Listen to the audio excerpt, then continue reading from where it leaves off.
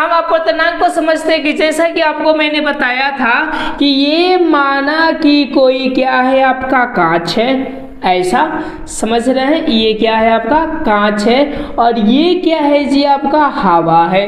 तो चूंकि आपको बताए थे ऐसा सरल विरल के बारे में भी बताए थे, इन दोनों में यदि कंपेयर किया जाए तो कौन सरल होंगे कौन विरल होंगे। मैं यहाँ पर हवा लिखता हूँ क्योंकि इधर हमको इमेज बनाना है। तो हवा कौन सा माध्यम होंगे, तो इन दोनों को कंपेयर किया जाए तो ये विरल होंगे, और ये कौन सा होंगे, आपका संघन होंगे। यहाँ तक आपको पिछली चीजों में बताए थे। प्लस हम ये भी बताए थे आपको कि जब यहाँ से प्रकाश क्या होती है, चलती है ऐसा आपका, तो यूँ समझिए कि जब इससे कांच से होकर गुजरती है तो क्या होता है। तो बताया गया था आपको कि ये क्या होती है, अभिलंब होता है। और देखिएगा जब कोई भी प्रकाश की किरण विरल माध्यम से संघन माध्यम में जाती है तो आपको एक कंसेप्ट बताए थे को अभिलंब की ओर मुड़ जाती है। यदि देखिए इसको वास्तविक, तो वास्तविक ये है, पर क्या होती है, तो इधर ये अभिलंब की ओर ऐसा क्या हो जाती है, मुड़ जाती है। समझ में आ रहा है। और देखिए और ये भी बताए थे आपको कि हर एक पदार्थों में जो मुड़ने की क्षमता होती है वो अलग अलग होता है। जैसे कि कांच में आपका अलग है, पानी में अलग है, तारपीन में अलग होगा, और हवा में भी आपके अलग होंगे। क्यों, क्योंकि ये क्या है, संघनन है, और ये क्या होते हैं, तो विरल यानी कणों पर भी डिपेंड करता है। जैसा कि मैंने आपको एग्जाम्पल दिए थे कि हम लोग क्या होते हैं, तो दौड़ते हैं, यदि रास्ता में आपको कुछ भी नहीं है तो हवा प्रतिरोध करेगा। 2 नंबर यदि पानी है तो हम लोग का चाल कम हो जाएगा, यदि पत्थर इलाके है तो उससे भी हम लोग का चाल कम हो जाएगा। आपको समझ में आ रहा है, ये कंसेप्ट दिए थे। ठीक उसी तरह यहाँ पर भी है। अब फिर क्या हो जाता है, तो फिर यहाँ से भी अभिलंब कर कर और ऐसा चला जाता है, जो कि आपको पिछली यति में बताए होंगे जिसमें हम लोग पार्श्विक विस्थापन पढ़े थे। अब चलिए यहाँ के हम लोग कंसेप्ट समझते हैं कि ये वाली आपकी क्या होती है, प्रकाश किरण जाती है, और यूँ समझिए कि यहाँ पर ये चीजें क्या हो जाती है, मुड़ जाती है। समझ में आ रहा है ना आपको कि जब एक माध्यम से जब प्रकाश की किरणें कौन से माध्यम में जाती है, दूसरे माध्यम में जाती है, ये जो मुड़ने की जो इसकी क्षमता होती है, याद रखिएगा, मुड़ने की जो क्षमता होती है इसी को हम लोग क्या बोलते हैं, अपवर्तनांक कहते हैं। आपको समझ में आ गया होगा। फिर से मैं रिपीट करता हूँ परिभाषा को। जब प्रकाश की किरणें एक माध्यम से दूसरे माध्यम में जाती है तो अपवर्तित किरण मुड़ती है, यानी मुड़ने की जो क्षमता पाई जाती है उसी को हम लोग क्या बोलते हैं, अपवर्तनांक कहते हैं। यहाँ पर मैं परिभाषा लिख देता हूँ, आप लोग नोट कर लीजिएगा। क्या जी, जब प्रकाश की किरण, ऐसा लिख सकते हैं कि जब प्रकाश की किरण, जब प्रकाश की किरण, ऐसा लिख लीजिए, जब प्रकाश की किरण एक माध्यम से दूसरे माध्यम में जाती है, यानी बोल सकते हैं कि विरल माध्यम से संघन माध्यम में जाती है, विरल माध्यम से संघन माध्यम में जाती है, संघन माध्यम में जाती है, माध्यम में जाती है। ओके, और जो मुड़ने की क्षमता होता है, जो मुड़ने की क्षमता होता है, इसी क्षमता को क्षमता होता है, ओके, होता है, इसी को क्या बोली जाती है, अपवर्तनांक कही जाती है। आपको समझ में आ गया होगा कि अपवर्तनांक किसे कहेंगे। ये आपका फर्स्ट परिभाषा हुआ। एक और भी आपको परिभाषा देने वाले हैं जो कि मोस्ट इम्पोर्टेंट आपका है। तो चलिए यहाँ तक तो आपने उतार लिए होंगे, यानी यूँ समझिए कि इसको आप लोग टाइप कर लीजिए। चलिए मैं नेक्स्ट क्वेश्चन की ओर, यानी यूँ समझिए कि परिभाषाएं की ओर बढ़ते हैं। दूसरी की परिभाषाएं क्या होगी, अपवर्तनांक का। तो देखिए ये क्या हो गया, आपका हवा हो गया, ओके, और ये क्या हो गया, कोई ना कोई माध्यम हो गया। अगर ये ऐसा देखी जाए तो ऐसा बोल सकते हैं कि ये बट्टा है, यानी अनुपात है, ओके, और इसी को भी हम क्या कह देते हैं, तो अपवर्तनांक कह देते हैं। अब देखिए क्या चीज़ है, अपवर्तनांक किसे कहते हैं, यानी ऐसा हम लोग बोल सकते हैं कि हवा में प्रकाश की चाल आवर, ओके, उस माध्यम में प्रकाश की चाल के अनुपात, ये देखिए ये किसके जैसा दिखाई दे रहा है, अनुपात को हम लोग क्या बोलते हैं, अपवर्तनांक बोलते हैं। समझ में आ रहा है आपको परिभाषा है? मैं यहाँ पर लिख देता हूँ कि दूसरा का कौन सा परिभाषा हो जाएगा आपका, यस, ये हो जाएगा कि हवा में प्रकाश की चाल, ऐसा हवा में प्रकाश की चाल, प्रकाश की चाल जिसको हम लोग किन से सूचित करते हैं, सी से करते हैं, और उस माध्यम में प्रकाश की चाल को, प्रकाश की चाल जिसको हम लोग cm से सूचित करते हैं, cm और प्रकाश की चाल को क्या कहते हैं, चाल के अनुपात को, ऐसा लिखिएगा, के अनुपात को क्या बोली जाती है, अपवर्तनांक कहते हैं। आप समझ गए कि अपवर्तनांक किसे कहते हैं। कई प्रकार की इशू, ये 2 नंबर परिभाषा, और इसी से क्या होगा तो आगे की आपकी कंसेप्ट निकलेगी। तो मैं क्या करता हूँ, फिलहाल मैं इसको क्लीन करता हूँ, क्लीन कर आपको आगे की कंसेप्ट बताने का कोशिश करता हूँ। ओके, अब देखिए अपवर्तनांक को अब किससे सूचित किया जाता है। सबसे पहला ये प्रश्न हुआ कि अपवर्तनांक को किससे सूचित करते हैं, तो किससे करते हैं, तो याद रखिएगा अपवर्तनांक को हम लोग ऐसे सूचित करते हैं जिसको हम लोग क्या बोलते हैं, तो म्यू कहते हैं। और भी होता है, न्यू भी होता है, म्यू भी होता है, इसी बहुत सारी चीजों को क्या किया जाता है, अपवर्तनांक को सूचित किया जाता है। आपको समझ में आ रहा होगा। अब चलिए, अब हम क्या करते हैं, 2-3 चीजों के अपवर्तनांक हम निकालने का कोशिश करते हैं और उससे हम कुछ निष्कर्ष निकालेंगे। अब क्या चीज की अपवर्तनांक निकालने की कोशिश करते हैं, चल सबसे पहले मैं फॉर्मूला को क्लियर कर लेता हूँ कि अपवर्तनांक के फॉर्मूला होंगे तो क्या होंगे। तो मैं यहाँ पर लिखने का कोशिश करता हूँ, यहाँ पर अपवर्तनांक का माने समझिए कि फॉर्मूला ऐसा बोल सकते हैं, हवा में प्रकाश की चाल बटे उस माध्यम में प्रकाश की चाल को ही हम लोग क्या बोलते हैं, अपवर्तनांक। तो यहाँ से फॉर्मूला हो जाएगा, कौन सा होगा फॉर्मूला, तो यहाँ पर मैं लिखता हूँ। ओके, यानी ऐसा लिख सकते हैं कि हवा में प्रकाश की चाल, हवा में प्रकाश की चाल, और यहाँ पर सी लिख देंगे, और उस माध्यम में प्रकाश की चाल को, प्रकाश की चाल यानी यूँ समझिए कि उसको हम लोग cm से सूचित करते हैं, और इसी को हम लोग क्या कहते हैं, अपवर्तनांक करते हैं, जिसको इसको हम लोग म्यू से सूचित करते हैं। समझ रहे हैं ना। तो अब देखिए म्यू बराबर ऐसा, आपका म्यू बराबर हम लोग लिख सकते हैं c बट्टे क्या, cm। ये आपका अपवर्तनांक का क्या हुआ था, फॉर्मूला निकल कर आया। अब चलिए हम एग्जाम्पल के तौर पर हम लोग समझते हैं कि आपका हवा का अपवर्तनांक कितना होगा, फिर पानी का अपवर्तनांक कितना होगा, उसके बाद हम समझते हैं कि कांच का अपवर्तनांक कितना होगा। ये 3 पॉइंट को हम सबसे पहले समझते हैं और सबसे पहले निकालने का कोशिश भी करते हैं। तो चलिए इस चीज़ों को मैं क्या करता हूँ, यहाँ से आपका क्लीन करता हूँ, और क्लीन कर वो चीज़ों को मैं बताने का आपका पूरा कोशिश करता हूँ, तीनों चीज़ों का। जैसा कि मैंने आपको बताया कि अपवर्तनांक का फॉर्मूला क्या होता है, c बट्टे cm, और ये c क्या होता है, तो हवा में प्रकाश की चाल।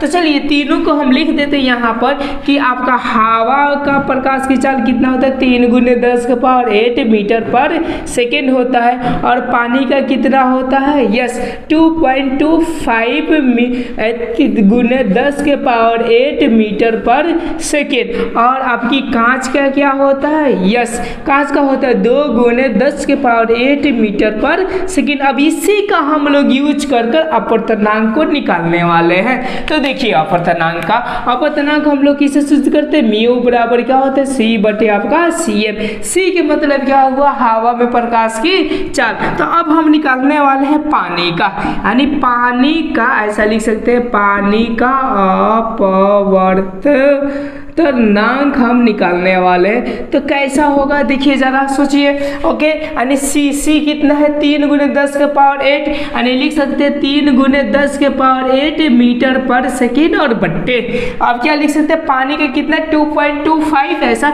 2.25 और गुने और कितना 10 के पावर 8 मीटर पर सेकेंड। ये तो ये कट गया।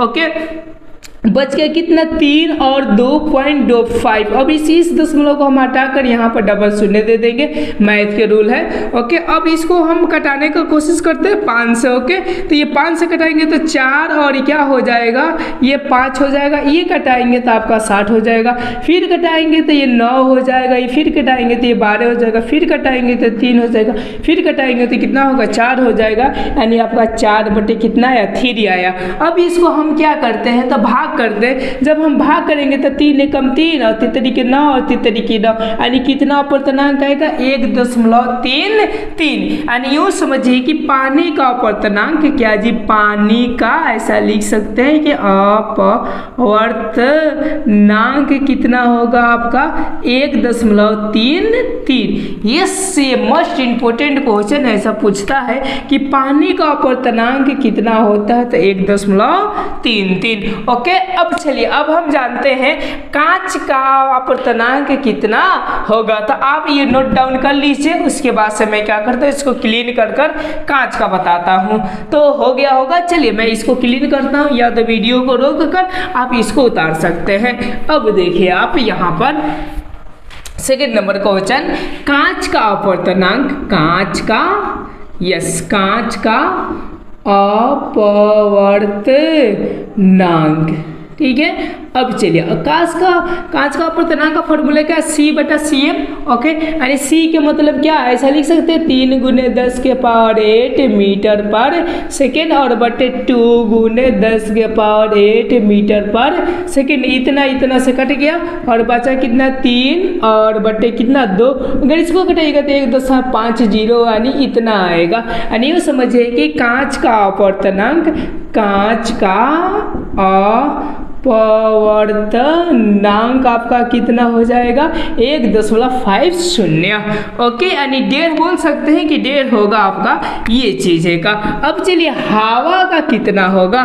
तो देखिए हवा का एक्चुअली में इतना है, आपका निर्वात बोल दी जाती है तो लगभग ये 3 × 10 के पावर 8 हो जाते हैं, कट जाते हैं तो कितना हो जाते हैं आपके 1 हो जाते हैं। यानी हम लोग लिख सकते हैं कि हवा का अपर्तनांक 1।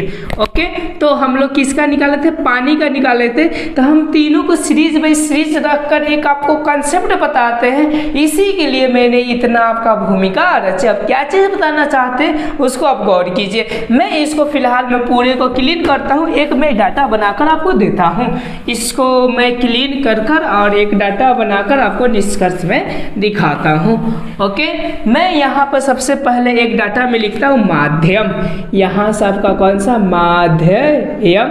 ओके, और दूसरा का लिखते हैं चाल, आपको पढ़ाए थे प्रकाश की चाल। ओके, और यहाँ से लिखते हैं विरल और क्या जी संघन का कंसेप्ट। ओके, और यहाँ पर लिखते हैं क्या जी अपर्तनांक, यही ना बताया गया अपर्तनांक। अब देखिए ये चारों कंसेप्ट को देखिए। अब बताइए ये जो माध्यम है आपका पानी, सॉरी हवा पहले ले लेते हैं। तो हवा की चाल कितनी थी आपका 3 × 10 के पावर 8 मीटर पर सेकेंड थी। अब देखिए ये विरल कहलाएगा कि संघन, तो एक्चुअली में ये क्या कहलाता था, विरल कहलाता था। और इसका अपर्तनांक कितना होता है तो 1 होता है। यहाँ तक आपने पूरे को पूरे कंसेप्ट समझ गए होंगे। चलिए हम नेक्स्ट कंसेप्ट को समझने का कोशिश करते हैं। आपका ये हवा हो गया, उसके बाद से क्या था आपका पानी था। पानी अगर इन दोनों में सॉरी इसका प्रकाश की चाल कितना थी 2.2 × 10 के पावर 8 मीटर पर सेकेंड था। और ये अगर इन दोनों से कंपेयर किया जाए तो ये क्या ऐसा था आपका संघन था। ये दोनों को कंपेयर किया जाए तो, और इसके अपर्तनांक कितना निकला 1.33 निकला। ओके, अब चलिए अब हम यहाँ पर एक पॉइंट और बढ़ते हैं।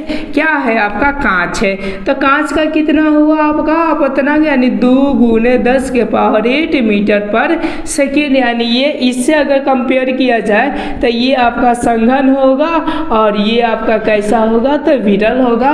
उसके बाद इसका पता कितना था 1.50। ओके, यहाँ तक आपने पूरे को पूरे समझ गए होंगे। अब देखिए यहाँ पर ओके, यहाँ पर मैं उस बातों को फिर से लिखता हूँ 1 और 1.33 और 1.50। यहाँ पे एक पॉइंट का निष्कर्ष बताना चाहते हैं कि जिसका अपवर्तनांक इसमें कम है उसमें प्रकाश की चाल ज़्यादा है या कम है, ये बताइए मुझको। तो आप बताइएगा कि उसमें प्रकाश की चाल ज़्यादा है। यस, यही निष्कर्ष मैं बताना चाहता था आपको, इम्पोर्टेंट। यस, क्या बताना चाहते थे कि जिस पदार्थ का, ऐसा बोल सकते कि जिस पदार्थ का अपवर्तनांक कम होगा, अपवर्तनांक आपका क्या होगा, कम होगा। ओके, समझ पा रहे हैं, अपवर्तनांक क्या होंगे, कम होंगे, तो उसमें प्रकाश की चाल अधिक होता है, उसमें प्रकाश की चाल अधिक होता है। यस, वेरी गुड, यही तो निष्कर्ष में बताना चाहता था, अधिक होता है। और 2 नंबर में हम लोग क्या लिख सकते हैं, ऐसा उल्टा लिख सकते हैं कि जिस पदार्थ का अपवर्तनांक अधिक होता है, ओके, उसमें प्रकाश की चाल क्या होती है, तो आप क्या, कम होता है। इस पॉइंट को आप लोग क्या कर लीजिएगा, तो नोट डाउन कर लीजिएगा। मोस्ट इंपोर्टेंट पॉइंट उतने आप लोग का दही को मुहा गया तो इतने चीजें आपका निकला। अब चलिए एक चीज 2 चीज और बता देते हैं आपको अपवर्तनांक के बारे में, ये कि सबसे अधिक जो अपवर्तनांक होता है वो होता है हीरा में। याद रखिए, लगभग 2.42 के लपेट में होता है। तो जरा बताइए, इसका अपवर्तनांक अधिक है तो प्रकाश की चाल कम होगा या ज़्यादा होगा, तो प्रकाश की चाल उसमें जरूर ही कम होगा। जब कम ज़्यादा होता है तो वही रिफ्लेक्शन करता है, इसलिए हीरा रात में चमकता है। समझ में आ रहा है। अब चलिए अगले पॉइंट की हम बातें करते हैं। अगला पॉइंट ये है कि जैसा कि मैंने बताया कि जिसका अपवर्तनांक अधिक होगा उसमें प्रकाश की चाल कम होती है और जिसका अपवर्तनांक कम होता है उसमें प्रकाश की चाल अधिक होता है। लेकिन अपवाद में भी याद रखिएगा, अपवाद में एक है पानी और दूसरा है तारपीन। ओके, अब देखिए पानी का होता है 1.33 और इसका होता है 1.47 के लपेट में ऐसा होता है। समझ पा रहे हैं। लेकिन अगर देखी जाए ऐसा, तो अगर इन दोनों में कंपेयर किया जाए तो देखिए इसका अपवर्तनांक अधिक है तो ये संघन होना चाहिए, विरल होना चाहिए। लेकिन क्या है ना कि ये आपका क्या है, संघन है और ये कौन सा है, विरल है। इस पॉइंट को भी याद रखिएगा जो कि अपवाद में होते हैं। समझ में आ गया ना आपको अपवर्तनांक। अब देखिए अपवर्तनांक को जब हवा से कंपेयर किया जाता है तो उसके एक और वर्ड बोला जाता है जिसको हम लोग बोलते हैं निरपेक्ष अपवर्तनांक। क्या बोली जाती है इसको, निरपेक्ष अपवर्तनांक भी बोल देते हैं या तो केवल कभी कभी अपवर्तनांक भी बोल देते हैं। यदि ये वर्ड कहीं आया निरपेक्ष अपवर्तनांक किसे कहते हैं तो सीधा बताइएगा कि हवा में प्रकाश की चाल और बटे उस माध्यम में प्रकाश की चाल को ही हम लोग निरपेक्ष अपवर्तनांक कहते हैं। यहाँ तक तो आपको समझ में आ गया।